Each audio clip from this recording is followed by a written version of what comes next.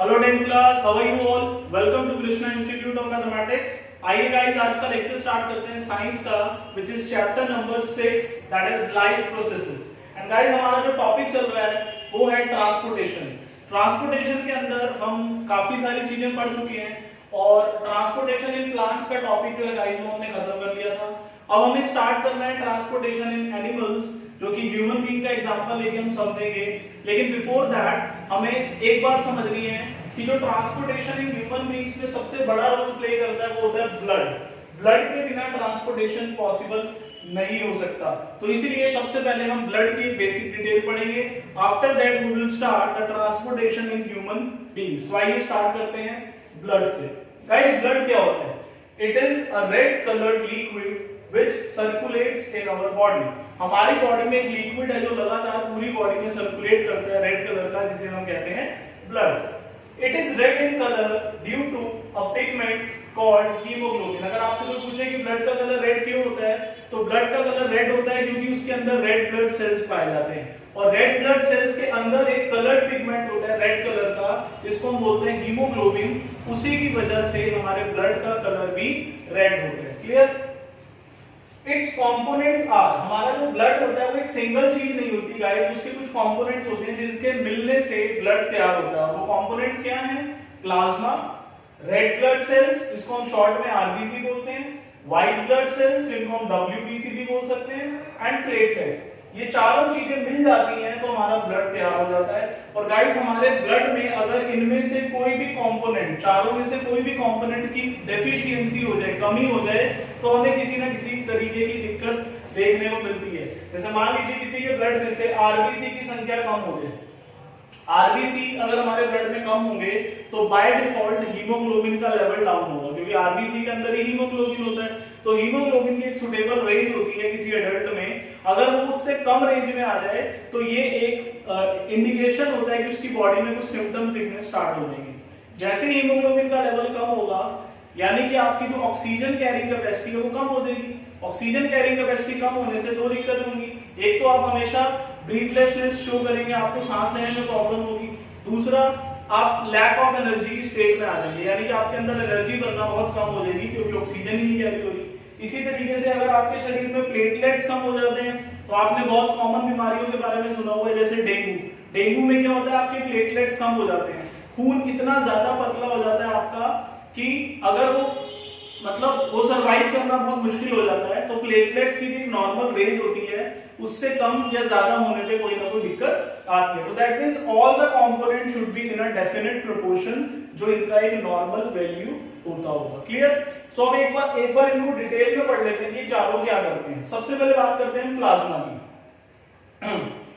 Plasma क्या होता है? It is a colourless liquid, इसका कोई कलर नहीं होता, which contains 90% water। यानी कि अगर हम ब्लड में से प्लाज्मा को अलग कर दें तो प्लाज्मा जो है वो 90% तो सिर्फ वाटर है, एंड सब्सटेंसेस, और उसमें कुछ सब्सटेंसेस भी होते हैं जैसे कि proteins, digested food, common salt, waste products and hormones. ये सारे सब्सटेंसेस जो है प्लाज्मा में डिसॉल्व होते हैं, यानी कि 90% वाटर होता है और बाकी का 10% ये सारे सब्सटेंसेस मिलते हैं तो जाके हमारा प्लाज्मा तैयार होता है।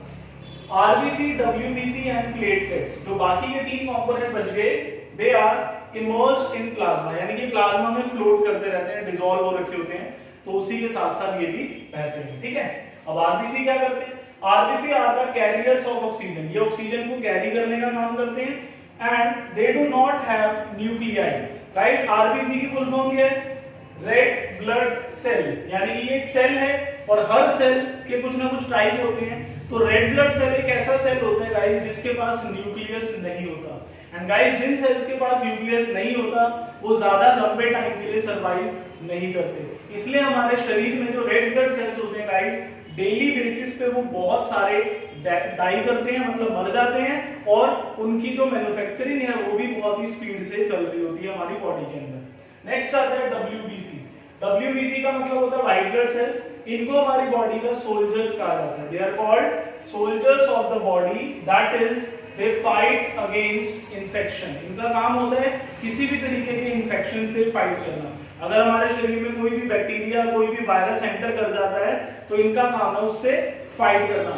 जैसे कि आजकल आपने देखा होगा कोरोना बहुत ज्यादा स्प्रेड हो रहा है गाइस, तो वो भी एक वायरस है और हमारी बॉडी उससे भी लड़ने की ताकत सीख रही है। इवन 70% पीपल तो ऐसे भी हैं जो कोरोना से खुद ही फाइट कर रहे हैं, यानी कि उनकी बॉडी में कोरोना का इन्फेक्शन गया, उनकी बॉडी के इम्यून सिस्टम में जो कि WBC काम करते हैं जिसके अंदर, उन्होंने उससे फाइट करा और कोरोना को किल भी कर दिया और हमें पता भी नहीं लगता होगा कि कोरोना आगे चला भी गया। तो बस प्रॉब्लम कहाँ आ रही है, जिनका इम्यून सिस्टम वीक है, जैसे छोटे बच्चे हो गए या ओल्डर पीपल हो गए, तो इस तरीके से दिक्कत आती है। और आप कहेंगे कि सर नंबर ऑफ पीपल तो बहुत सारे हैं जिनके डेली कोरोना का केसेस आ रहे हैं, कितने हो गए और डेथ भी हो रही है। तो गाइस अगर आप हिसाब लगाएंगे ना तो हमारी पूरी पॉपुलेशन है 125 करोड़ इंडिया की, और अगर उसका सिर्फ 1% कैलकुलेशन आप देखो तो वो बनता है 1 करोड़ 25 लाख, यानी कि 125 करोड़ टोटल लोग हैं इंडिया में, जिसका 1% बनता है 1 करोड़ 25 लाख। और अभी तक 1 करोड़ 25 लाख लोग तो छोड़ो, 25 लाख लोगों को भी अभी तक कोरोना नहीं हुआ। इसका मतलब माना कि एक पैंडेमिक है, लेकिन इसका जो स्प्रेड है वो भी उतना ज्यादा पैनिक क्रिएट करने वाला नहीं है। सिर्फ और सिर्फ जरूरत है तो किस चीज की, सेफ्टी की। क्यों? क्योंकि इसकी स्प्रेड बहुत फास्ट है। कोरोना का सबसे नेगेटिव पॉइंट ये है कि ये बहुत जल्दी स्प्रेड होता है, लेकिन अगर ये किसी की बॉडी में स्प्रेड होके आ भी जाता है तो इट डजंट मीन कि that is a critical stage. Okay, so panic create नहीं होना चाहिए इसकी वजह से। पार्ट ऑफ द टॉपिक था इसलिए मैंने आपको थोड़ा सा इसके बारे में बता दिया। नेक्स्ट आता है प्लेटलेट्स। प्लेटलेट्स क्या करते हैं guys? They help in coagulation of blood. You know what is coagulation? Coagulation का मतलब होता है क्लॉटिंग, ब्लड का जम जाना। जैसे आपने देखा होगा, आपको कोई भी कट या वुंड हो जाता है, कोई इन्फेक्शन हो गया या कोई घाव हो गया या कहीं कट लग गया, तो आपका ब्लड बॉडी से बाहर निकलना शुरू करता है उस पार्ट से। लेकिन ब्लड अपने आप ही, आप देखते हैं अगर वो कट बहुत छोटा सा होता है तो विद इन फ्यू सेकंड्स या मिनट्स वो अपने आप ही वहीं जम जाता है। इसे हम बोलते हैं क्लॉटिंग ऑफ ब्लड, यानी कि ब्लड क्लॉटिंग। और ब्लड क्लॉटिंग को हम क्या बोलते हैं? Coagulation of blood. तो ये जो कोएगुलेशन ऑफ ब्लड होता है, ये कौन हेल्प करता है? इसमें प्लेटलेट्स हेल्प करते हैं। ठीक है, तो ये था हमारा ब्लड का टॉपिक, और इसके बाद हम आगे बढ़ने जा रहे हैं ह्यूमन ट्रांसपोर्टेशन सिस्टम के अंदर। क्लियर? तो एक बार आप इसको देख लीजिए जल्दी से।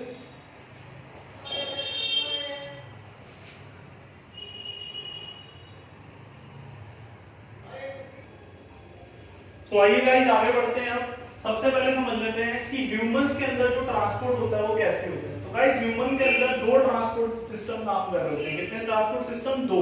प्लांट्स में भी आपने पढ़ा था दो करते हैं, एक जाइलम और एक फ्लोएम। तो ह्यूमंस में भी दो ट्रांसपोर्ट सिस्टम काम करते हैं। एक को हम बोलते हैं ब्लड सर्कुलेटरी सिस्टम, जिसके अंदर कौन फ्लो करता है? एक लिक्विड फ्लो करता है जिसका नाम है ब्लड, यानी कि blood flows in this system. और दूसरे सिस्टम का नाम होता है गाइस लिम्फैटिक सिस्टम। क्या बोलते हैं इसको हम? Lymphatic system. और इसके अंदर जो लिक्विड फ्लो करता है गाइस उसका नाम है लिम्फ। तो हम इन दोनों को डिटेल में पढ़ेंगे कि ब्लड सर्कुलेटरी सिस्टम क्या होता है, कैसे कैसे काम करता है, और जो लिम्फैटिक सिस्टम है वो किस तरीके से काम करता है और उसका पर्पस क्या होता है। तो we will start with the blood circulatory system. Clear?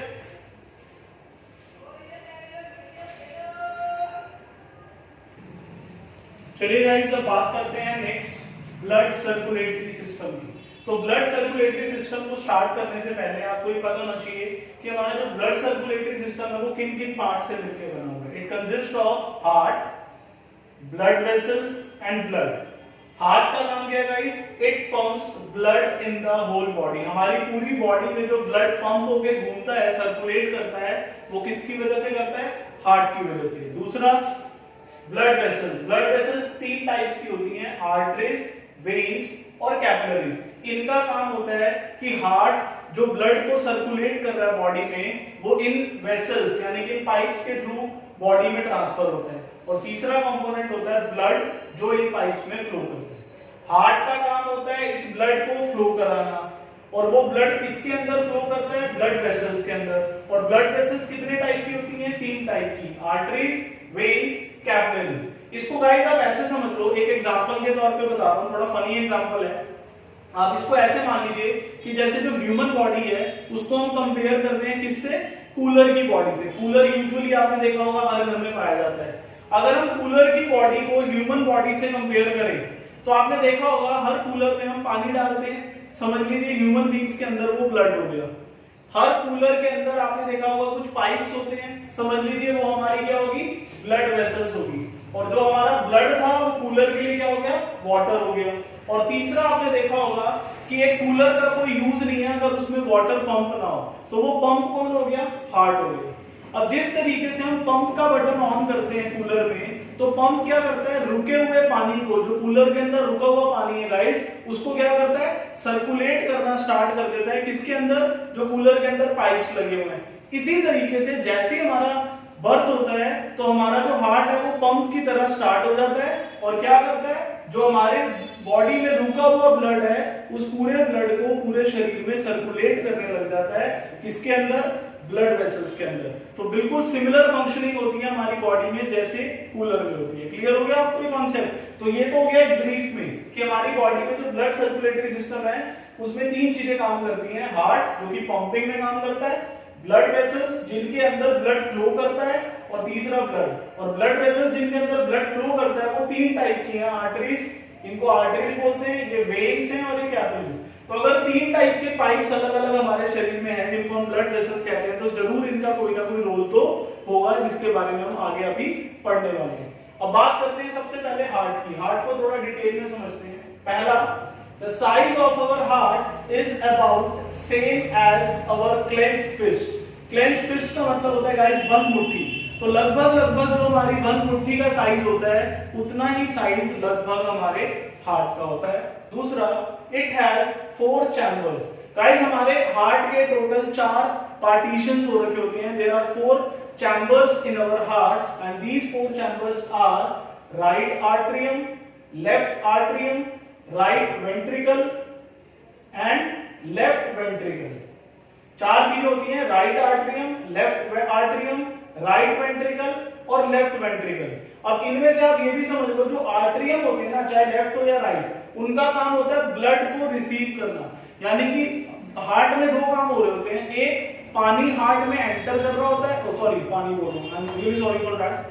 Blood जो होता है, एक ब्लड हार्ट के अंदर एंटर कर रहा होता है और एक तरफ से ब्लड हार्ट में से बाहर निकल रहा होता है। तो रिसीविंग का काम किसका होता है, ब्लड की, आर्टरियम्स का, और उनको सेंड करने का काम किसका होता है, बॉडी के अदर पार्ट में, वेंट्रिकल्स का। समझ में आ गई बात आपको? और जो आर्टरियम होते हैं ये दोनों अपर वाले चैम्बर्स होते हैं, हार्ट के ऊपर वाले 2 हिस्से होते हैं, अभी मैं आपको डायग्राम के थ्रू भी बताऊंगा। और जो वेंट्रिकल्स होते हैं गाइस वो लोअर 2 चैम्बर्स होते हैं, हार्ट के नीचे वाले 2 हिस्से। ठीक है, तो हार्ट के टोटल 4 चैम्बर्स होते हैं, 2 आर्टरियम लेफ्ट और राइट, 2 वेंट्रिकल लेफ्ट और राइट। वेंट्रिकल नीचे वाले पोर्शंस है, आर्टरियम ऊपर वाले हैं। आर्टरियम ब्लड को रिसीव करते हैं बॉडी में से और वेंट्रिकल का काम होता है ब्लड को सेंड करना, भेजना। क्लियर?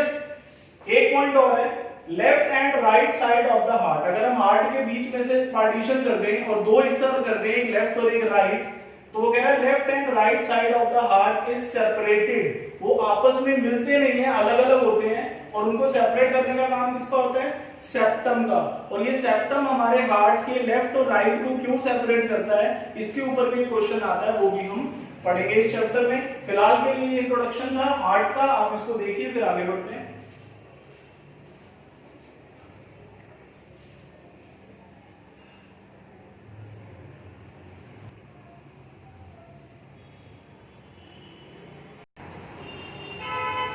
आइए गाइस इसको थोड़ा सा और आगे बढ़ते हैं। अभी हार्ट के ही डिटेलिंग पढ़ रहे हैं हम, तो 3 पॉइंट्स मैं आपको बता चुका हूं। नेक्स्ट पॉइंट क्या रहता है गाइस, वॉल्स। 4th पॉइंट क्या होता है, वॉल्स। क्या होता है बेसिकली, जैसे मैं अभी डायग्राम के थ्रू मैं आपको समझाऊंगा, लेकिन एक रफ आइडिया मान लो कि जैसे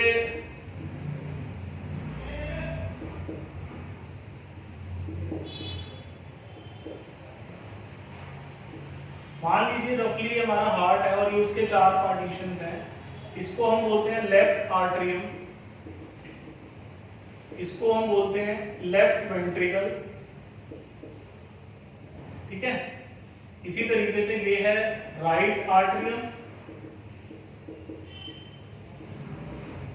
और ये है राइट वेंट्रिकल।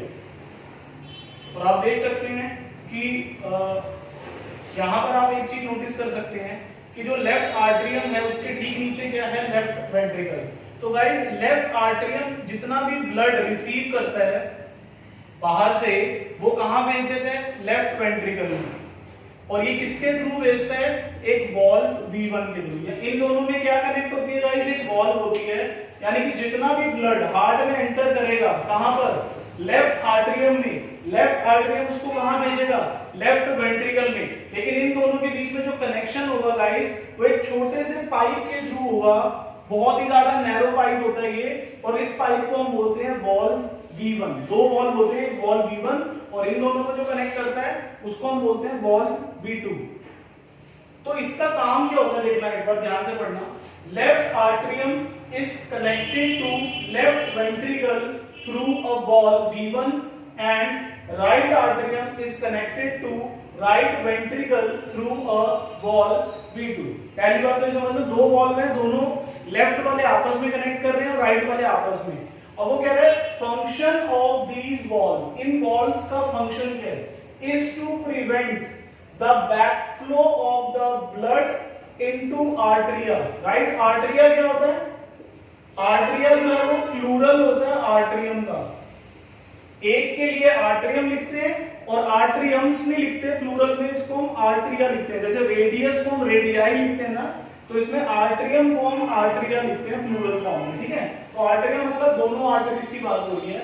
अब क्या होता है गाइस, मान लो ये हमारी पूरी बॉडी है और यहां से ब्लड को हमें बाहर भेजना है, हार्ट में से निकाल के पूरी बॉडी में भेजना है। तो उसके लिए जो हमारी वेंट्रिकल्स है ना, ये अपने आप को कॉन्ट्रैक्ट करेंगी। क्या करेंगी, कॉन्ट्रैक्ट करेंगी। और जब ये कॉन्ट्रैक्ट करेंगी ना, तो ब्लड इन दोनों पाइप में से बाहर निकल के पूरी बॉडी में स्प्रेड होगा, ठीक है। लेकिन जब ये वेंट्रिकल्स कॉन्ट्रैक्ट होंगी ना गाइस, तो ये जो वॉल्व्स होती हैं ये इतनी नैरो होती हैं कि इनके प्रेशर से ये बंद हो जाती हैं। और जैसे ये वॉल्व बंद हो जाएगी तो जो ब्लड का आने का रास्ता था आर्टरियम से वेंट्रिकल, और जैसे ही वेंट्रिकल्स अपने आप को प्रेशर देंगी, कॉन्ट्रैक्ट करेंगी, तो ये जो ब्लड है ये वापस इसमें एंटर करके आर्टरियम में नहीं आएगा, बल्कि इस पाइप से बाहर निकल जाएगा। आप समझ रहे हो बात को। Function of the valve is to prevent the backflow, मतलब वापस जाना, of the blood into atria. Atria मतलब इन दोनों में, when ventricles contract to pump blood. यानी कि अगर हमारे हार्ट को ब्लड को पूरी बॉडी में भेजना है, तो हार्ट का जो नीचे वाला दो हिस्से हैं उनको हम बोलते हैं वेंट्रिकल्स। ये वेंट्रिकल्स हाई प्रेशर के साथ क्या करती हैं, कॉन्ट्रैक्ट होती हैं, जिससे ब्लड को एक धक्का मिलता है और वो कहां से बाहर निकलता है, हार्ट में से।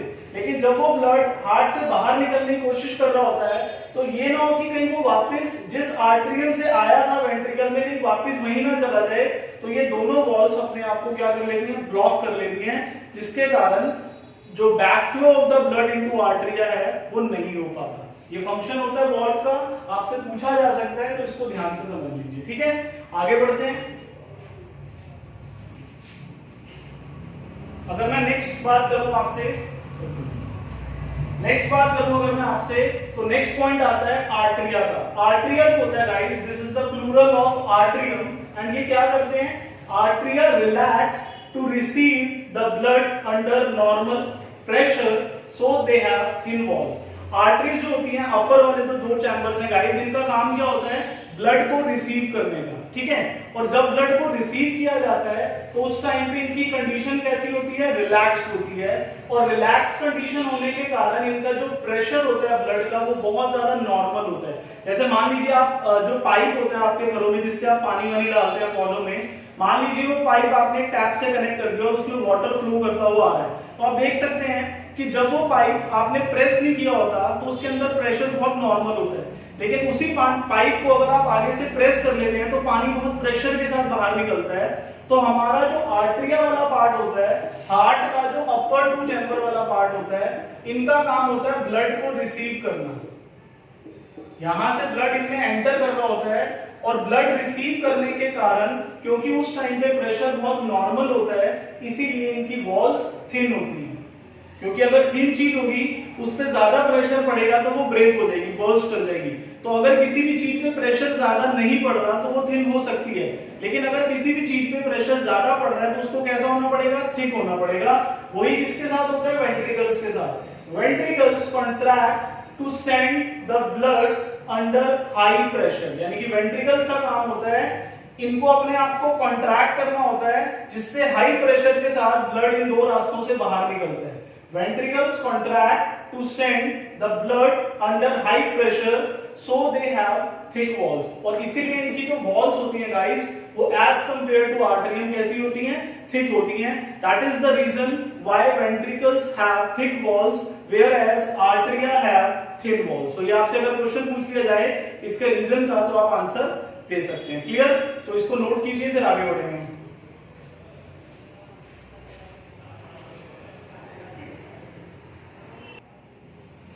सो आइए गाइस, अब पढ़ते हैं. ये तो हमने जो डिटेल पढ़ी थी वो थी हार्ट की.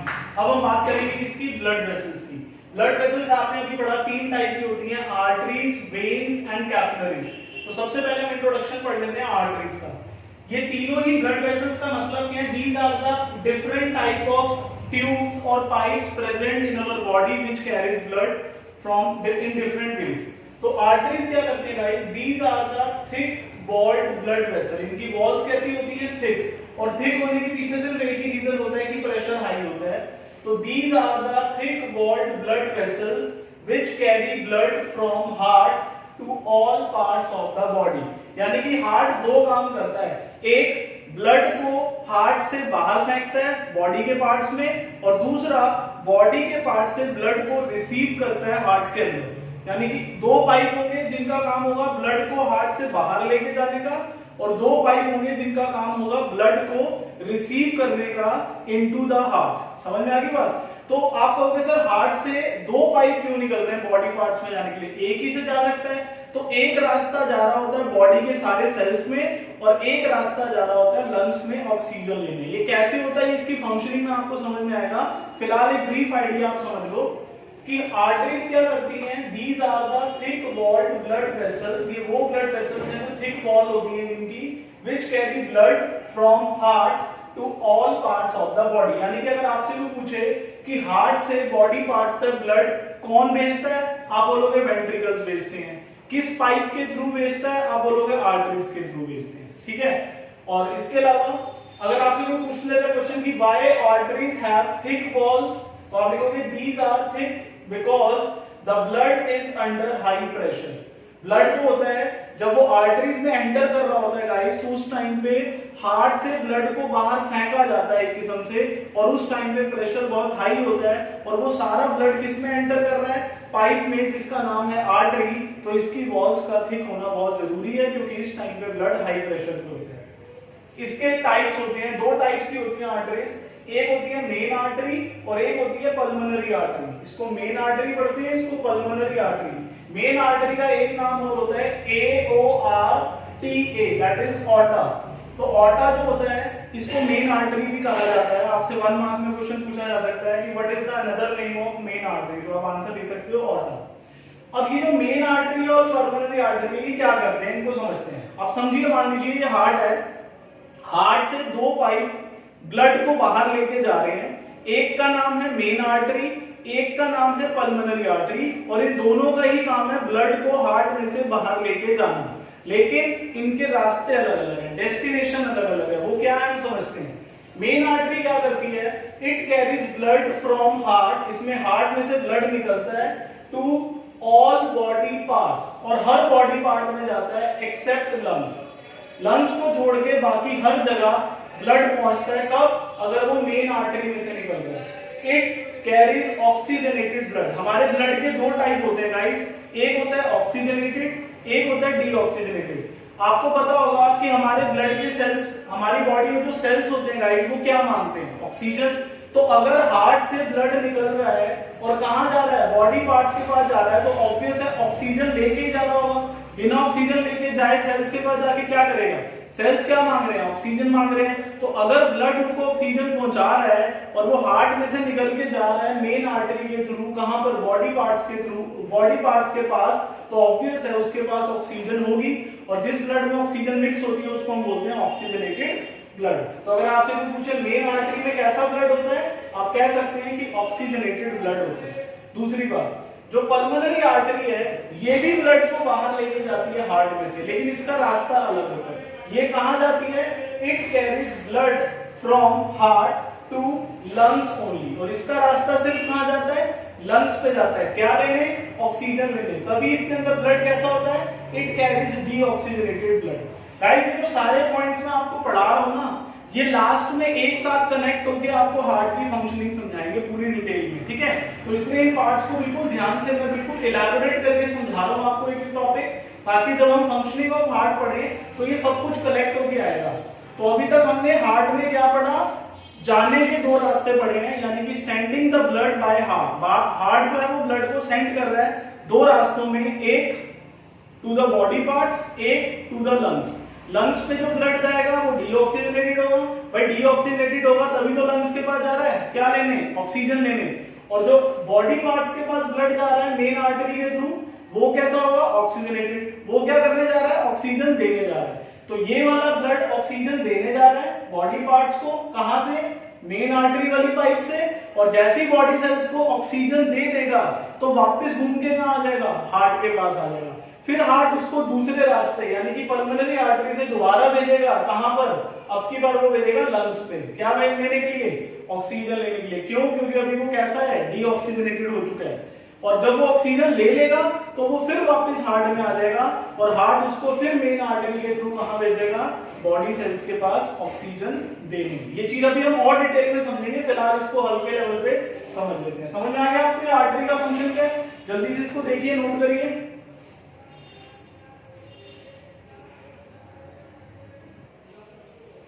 आइए गाइस, जो हम किसके बारे में पढ़ रहे हैं, ब्लड वेसल्स के बारे में पढ़ रहे हैं, जिसमें से हम आर्टरीज की डिटेल पढ़ चुके हैं। अब हम नेक्स्ट पढ़ते हैं वेन्स की डिटेल। वेन्स के बारे में क्या पता होना चाहिए, these are the thin walled blood vessels. इनकी वॉल्स कैसी होती हैं, thin, which receives blood from body into heart. बस आप इतना समझ लो कि हार्ट में से टोटल 4 पाइप्स निकल रहे हैं।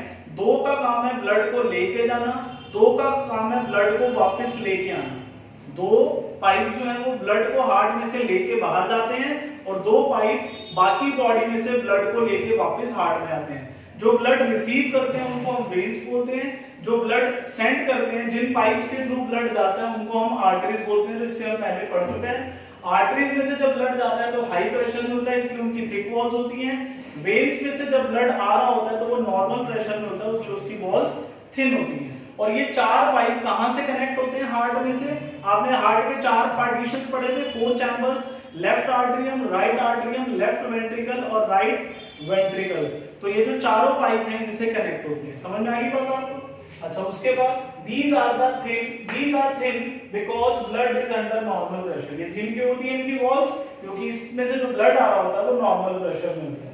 इनके भी 2 टाइप्स होते हैं, एक मेन वेन जिसको हम वेना कावा बोलते हैं, और एक पल्मोनरी वेन। ये 2 वेन्स होती हैं, दोनों में से ब्लड क्या करता है, बॉडी के बाकी जगहों से हार्ट के अंदर एंटर कर रहा होता है।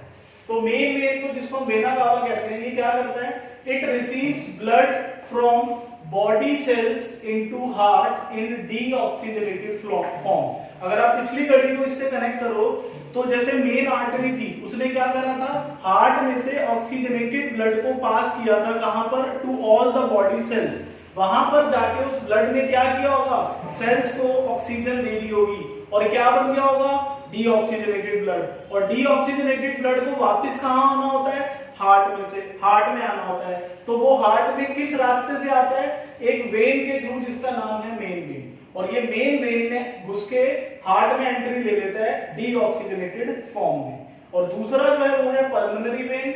आपको याद होगा हार्ट में से जो मैंने बोले थे 2 पाइप्स हैं जिनको हम आर्टरीज बोलते हैं, इनका काम होता है ब्लड को बाहर लेके जाना। कहां पर, एक बॉडी सेल्स में जो कि मेन आर्टरी करती है, और एक लंग्स में जो कि पल्मोनरी आर्टरी करती है। जब ये दोनों पाइपलाइन ब्लड को बॉडी सेल्स और लंग्स तक पहुंचा देते हैं तो वहां पर अपना काम खत्म करने के बाद इनको वापस हार्ट में आना होता है, और वापस हार्ट में लेके आने का काम किनका होता है, वेन्स का।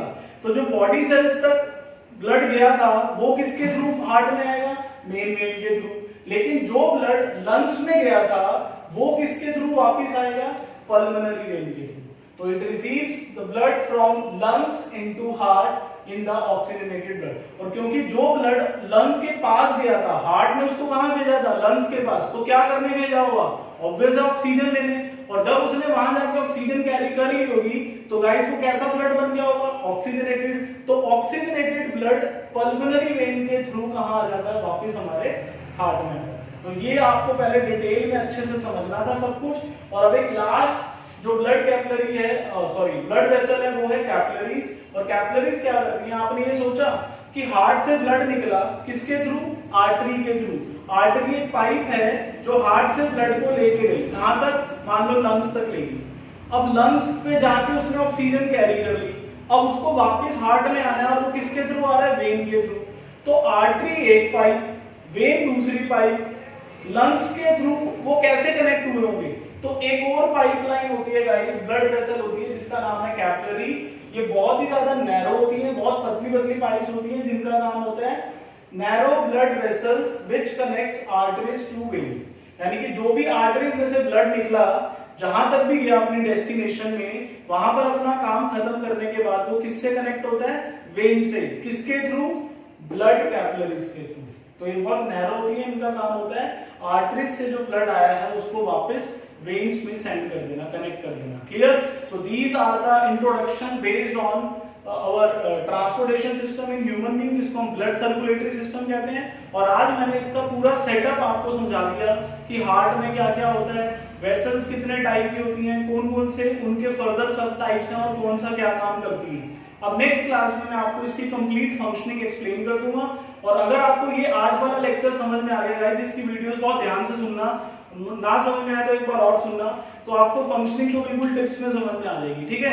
तो इसके बाद हमारा जो ब्लड सर्कुलेटरी सिस्टम है वो खत्म हो जाएगा और फिर इसके बाद हम लिम्फेटिक सिस्टम पढ़ेंगे। तो नेक्स्ट क्लास में मैं आपको blood circulatory system, lymphatic system, ये दोनों खत्म करा दूंगा। और साथ ही साथ जो ट्रांसपोर्टेशन है उसमें सिर्फ एक चीज और पढ़नी है, ब्लड प्रेशर के बारे में। वो ब्लड प्रेशर क्या होता है, कैसे नापते हैं, वो भी हम करके नेक्स्ट लेक्चर में इसको क्लोज करने वाले हैं। एंड आफ्टर दैट सिर्फ एक ही टॉपिक बच जाएगा, एक्सक्रीशन, जो मैक्सिमम 2 लेक्चर्स में खत्म हो जाएगा। तो ज्यादा से ज्यादा हमारे 3 लेक्चर्स बचे हैं इस टॉपिक के, इसके बाद ये चैप्टर खत्म होने वाला है। And after that we will come to physics, that is electricity. Great? So till then stay home, stay safe, bye bye, take care.